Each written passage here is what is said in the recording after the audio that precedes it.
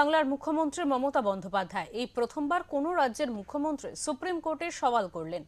SIR এর supreme কোর্টের শুনানিতে মমতার সওয়াল করা নিয়ে এবার সুর চড়ালো পদ্ম শিবির। বঙ্গ বিজেপির সভাপতি তথা রাজ্যসভার সাংসদ শ্রমিক ভট্টাচার্য মুখ্যমন্ত্রীর বিরুদ্ধে তোপ দাগেন। তিনি জানান, অনেক রাজ্যে এসআইআর হচ্ছে, কিন্তু বাংলার মতো কোথাও এত হল্লা হচ্ছে না। 12 प्रदेश में एसआईआर का काम चल रहे हैं। वोटर लिस्ट शुद्धिकरण का ये काम को लेकर के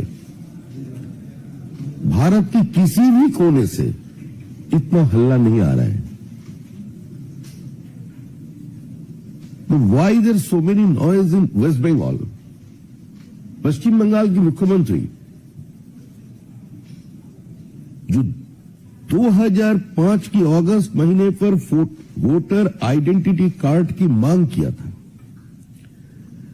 जिन्होंने 4 अगस्त 2005 सारा पेपर्स स्पीकर की टेबल का ऊपर फेंक कर ये बोला था the entire voter list filled by Bangladeshi infiltrators only.